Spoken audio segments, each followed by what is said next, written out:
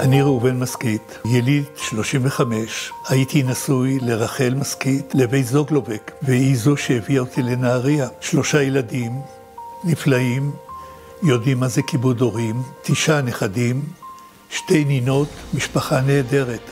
משפחת זוגלובק קיבלה אותי יפה. ניהלתי את המפעל במשך יותר מ-50 שנה בעזרת בני המשפחה. הגידול של מפעל זוגלובק נתן לעיר תעסוקה, ולא רק לעיר, גם לאזור כולו. ההתנדבות והדרך שיכולתי להביע ולעשות ולהתנדב בא בעצם מהשתלבותי בעמותות שונות. הייתי בין המייסדים של עמותת והדרתה.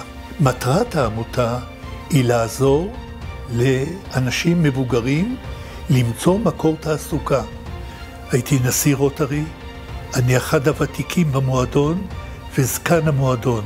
במסגרת ידידי בית החולים, שהייתי חבר בה בזמנו, רוטרי הכניס את הכליות המלאכותיות בין הראשונות בארץ. רוטרי הציל את מגדל המים, הוא היה מיועד להריסה. מגדל המים היום מהווה נקודה ומוסד תרבותי לתערוכות, להתאספויות, להרצאות. אחד הפרויקטים הכי מהותיים שאני גאה בהם זה הקונצרטים שנערכו בגינת ביתנו.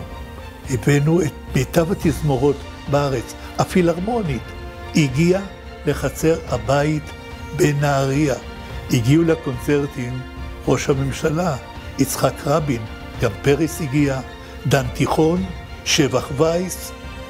דרך הקונצרטים יכולנו לגייס תרומות שעזרו לסטודנטים, לחיילים, לבית החולים, לקלוב לתעופה, לשייטים, למי לא.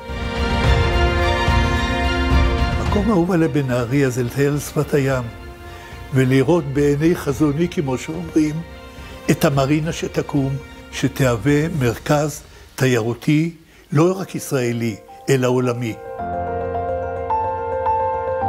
אני מאחל לנהריה, ב-90 השנה הקרובות, להפך למרכז תיירותי, עולמי, תרבותי וכלכלי.